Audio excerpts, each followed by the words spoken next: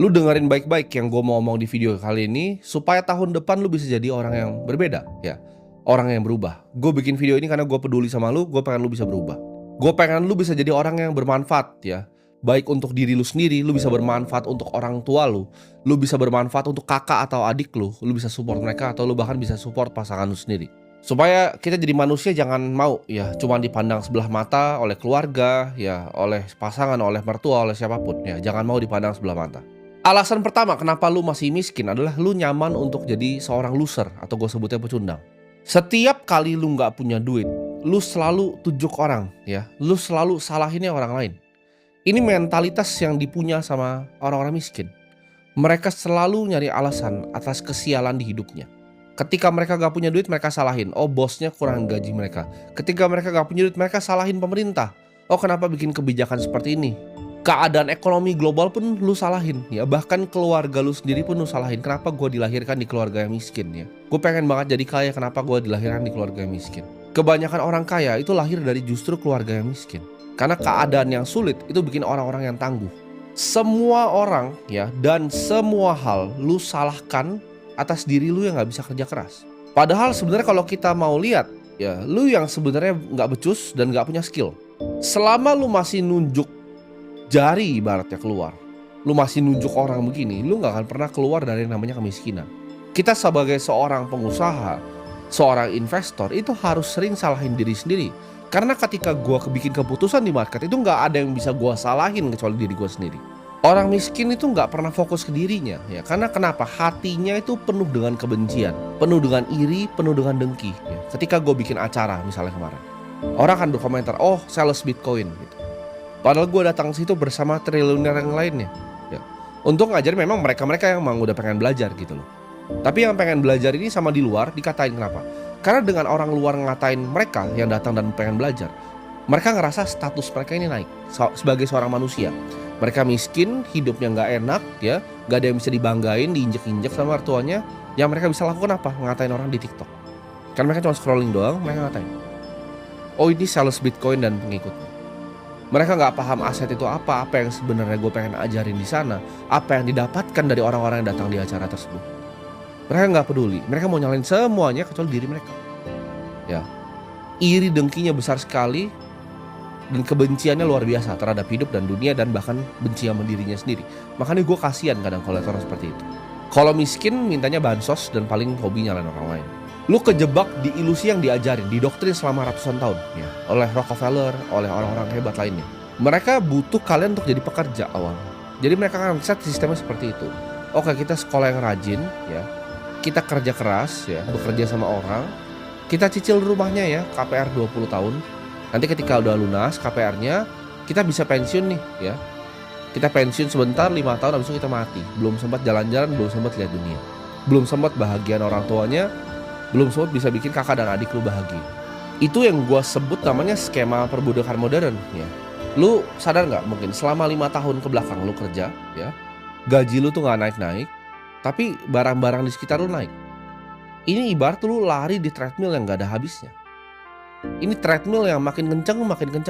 Jadi ibarat lu lari ini, treadmillnya makin kencang.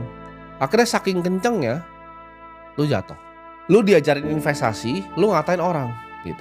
Lu gak ngerti apa asetnya, lu katain oke ini sales Bitcoin. Oh ini saham itu judi gitu. Lu masih percaya nabung pangkal kaya. Dan lu benci yang namanya investasi, mencoba sesuatu yang baru. Karena hobi lu cuma main judol gitu. Lu gak bisa nyampe pikirannya apa ya itu beli aset gitu. Itu uang kertas ibaratnya yang lu tabung tuh di celengan ayam lu, itu memang didesain untuk kehilangan nilainya setiap tahun oleh inflasi. Jadi ketika lu taruh di celengan itu antara dimakan rayap atau dimakan inflasi. Setiap mereka bank sentral cetak uang, ya, uang lu itu tergerus nilainya. Orang kaya itu nggak ada yang gua kenal nabungnya kertas, ya, nggak nabung di celengan ayam kayak lu, nggak nabung di rekening banknya juga. Mereka semuanya beli aset. Mereka beli aset yang bisa bertumbuh nilainya tahun demi tahun. Mereka beli saham di perusahaan-perusahaan yang bagus. Mereka beli Bitcoin, ya, aset yang langka dan diinginkan oleh banyak orang. Mereka beli properti, ya, di lokasi yang prime. Mereka beli propertinya nggak kayak lu, ditawarin rumah murah 300 juta di anta berantak, lu cicil 20 tahun kayak orang bego. Terus lu baru sadar, oh jauh ya dari kantor, ya memang lu bego gitu. Sementara lu ngapain, ya, Lu nabung beli iPhone buat kelihatan sukses. Gue aja kadang suka bingung ya. Gue kadang misalnya di mall gitu kan, ada yang ngajak foto. Bahkan ada security ngajak foto, itu iPhone-nya iPhone baru. Gue aja pakai iPhone berapa ini, udah lama banget gue nggak ganti. Dia pakai iPhone yang baru yang warna oranye itu. Gue sampai pikir, ini gimana ceritanya gaji dia beli HP ini gitu. Lu cuman pamer ya di lingkungan teman-teman lu yang biar lu ngerasa lebih sukses dari mereka, di circle lu yang sama-sama miskin. 4 orang miskin ketemu, lu nongkrong di sana, percayalah lu jadi orang miskin kelima.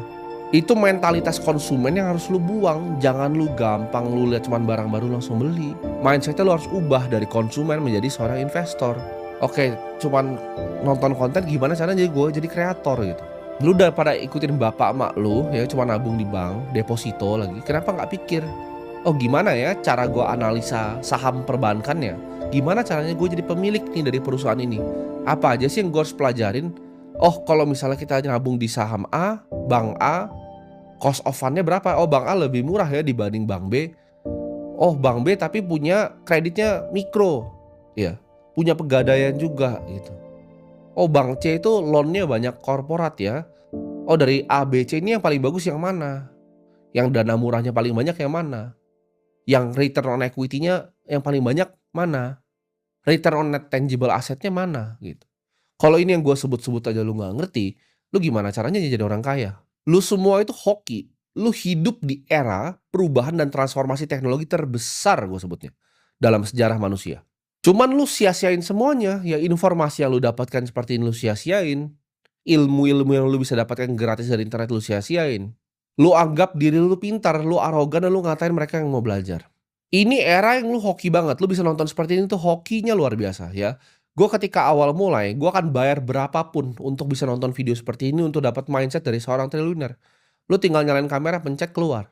Butuh puluhan ataupun ratusan buku orang yang ditulis sama bilioner luar negeri biar gue bisa dapat ilmu yang gue sharing di sini nih, gue kasih ke lu gitu. Itu waktu membacanya, jumlah bukunya itu luar biasa.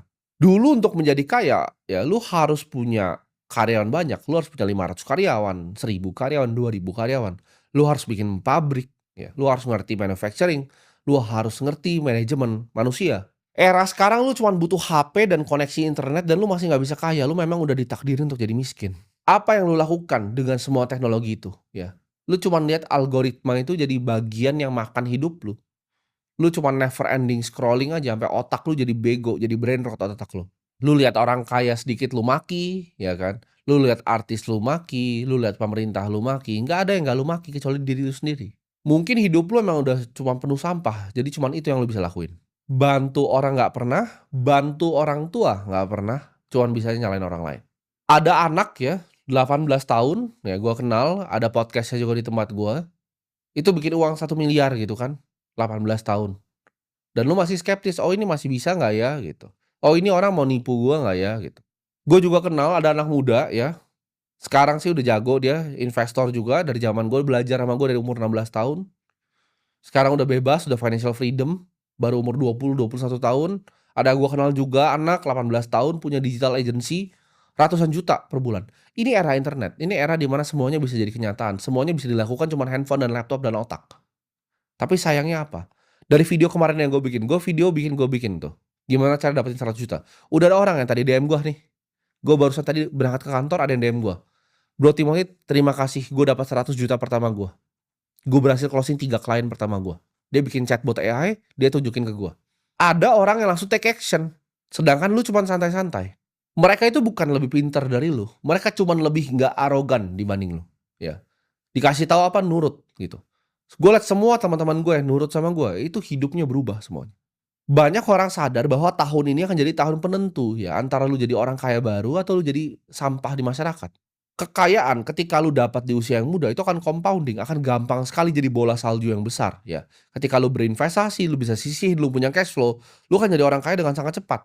Gue ngomong kayak gini karena gue peduli. Ya gue tahu rasanya diremehin orang dan gak punya duit dan gak bisa ngapa-ngapain, gak bisa bantu orang tua, gak bisa bantu saudara. Tapi gue di situ gue mutusin untuk berubah ya. Gue nggak pasrah sama yang namanya keadaan. Gue mulai bangun skill gue. Jadi skill demi skill itu gue tumpuk. Ya, awalnya gue bisa skill A, skill B, skill C. Gue tumpuk semuanya skillnya. Semua ilmu itu gue telan dan akhirnya gue fokus di satu bidang, yaitu investasi. Gue belajar gimana caranya setiap hari gue bisa jadi investor yang lebih baik dibanding kemarin. Apa yang gue harus pelajari hari ini? Setiap hari gue belajar, nggak pernah berhenti gue belajar. Sekarang semua pilihan itu ada di tangan lu. Lu bisa either lu marah-marah ya, nonton video ini lu matiin, lu bilang, "Timothy orang yang sombong, arogan, mulutnya kasar." Atau lu dengerin ya, lu pahamin dulu ya. Otak lu tuh kan kecil, jadi lu dengerin dulu, pahamin, nggak ngerti ulangin lagi video gua. Ulangin 5 kali, 10 kali lu ulangin. Either lu marah-marah kayak tadi atau lu terima tamparan ya bahwa video-video gue ini bisa merubah hidup lu. Sebelum lu tidur lu dengerin, bangun tidur lu dengerin. Nggak apa-apa, lu mau dikatain temen lu nggak apa-apa. Cuman percaya yang selalu dengerin gue hidupnya berubah ya, dan gue udah lihat. Gue senang bikin video seperti ini, karena gue kasih tahu tuh gimana caranya bikin 100 juta per bulan, udah ada yang DM gue hari ini ya. Jadi dalam waktu kurang dari 2 minggu, udah ada yang action dan udah ada yang berhasil. Ini gue kasih tahu ya buat lu anak-anak muda ya, terutama yang masih di bawah 30 tahun. Kalau di atas 30 tahun biasanya udah nggak punya harapan kalau masih jadi gembel. Di bawah 30 tahun ya, kalian masih punya waktu untuk putar balikin hidup lu. Jangan nanti lu lihat diri lu ngaca umur 55, umur 60, ya hidup gue jadi cuman jadi seorang pecundang. Lu kalau mau serius bangun kekayaan real, gue selalu bilang ya, yang pertama fondasi pertama, cash flow is king. Lu harus punya cash flow ya. Tumpuk skill-nya, pelajarin skill-nya, cari satu bidang yang lu bisa tempa sampai dalam. Lu kalau bahkan ngerasa kemarin gue lihat kan, oh dia bilang, "Oh 1.000 orang dikali 17 juta jadi dia dapat 17 miliar dalam sehari." Ya elah 17 miliar gitu kan. Gue jalan dari bawah ke atas, lihat porto gue tadi naik udah lebih gitu. Jadi otaknya segoblok itu, kayak udang gitu otaknya, kecil dan bego. Lu kalau emang ngerasa bahwa oke lu bisa kaya dari jualan kelas, pertanyaan gue cuman satu, kenapa banyak menjual kelas miskin? Kedua, kenapa nggak lu ikutan jualan kelas? Kan kasihan tuh orang tua lu di rumah masih miskin. Coba dong lu jualan kelas. Gue juga sering gitu kan, dengar orang komplain dia kerja di digital marketing agency, dia komplain bahwa influencer enak banget ya sekali posting dibayar 20 juta. Lu nggak tahu ya, monyet-monyet kayak lu tuh nggak tahu influencer itu keringat dan darahnya ini dicurahkan ke dalam video-videonya. Dia mungkin 2 tahun pertama nggak dapat viewer gitu. Dia nge-live tiap hari nggak dapat viewer. Terus ketika dia mau endorse dia minta 20 juta lu bilang enak banget hidupnya. Manusia kan kayak begitu. Jadi step pertama lu kumpulin dulu ya skill-nya, cash flow-nya. Ketika lu bisa kumpulin cash flow lu harus berinvestasi. Ini rahasia yang jarang gua share dari dulu ya. Jadi investasi itu simple caranya. Gua pakai 3 metode ya. Metode yang stabil, metode yang asimetris, dan metode yang moonshot. Jadi artinya apa? Gue suka ada investasi yang stabil. Contohnya, lu bisa beli perusahaan yang stabil seperti Bank BCA. Lu bisa beli misalnya obligasi negara Indonesia yang stabil. Yang kedua, asimetris. Stabil tuh artinya apa? Penurunannya ini kemungkinan lu ruginya kecil, tapi kenaikannya juga relatif lebih kecil, ya. Jadi kayak Bank BCA nggak mungkin bisa bangkrut. Indonesia mesti hancur dulu sebelum dia bangkrut, tapi kenaikannya juga sedikit gitu. Mungkin by 2045 sahamnya bisa Rp40.000 gitu. Kenaikannya kena cap. Sedangkan yang kedua ya, investasi yang kedua itu yang asimetris. Downside-nya bisa jauh, bisa turun 70%, tapi naiknya juga bisa jauh banget 700%. Itu jawabannya Bitcoin gitu, asimetris. Moonshot ini apa? High risk, high reward. Jadi lu berinvestasi lu bisa hilang semua. Contohnya gue berinvestasi untuk bikin exchange. Itu bisa hilang semua tuh duitnya, ya. Kalau salah manajemen, salah operasional tuh bisa hilang semua duitnya. Tapi kalau misalnya gue benar, itu bisa jadi misalnya Coinbase Indonesia. Jadi 3 jenis investasi, satu yang stabil ya, satu yang asimetris, satu yang moonshot. Ini ketika lu balance ya, karena Charlie Munger selalu bilang, "Lu cuma butuh 3 kok. 3 aset tuh udah lebih dari lu cukup seumur hidup lu. Nggak usah pilih banyak-banyak ya. 3 yang lu ngerti, lu pahamin, lu kerja dapetin cash flow, taruh di 3 itu, udah hidup lu mantap."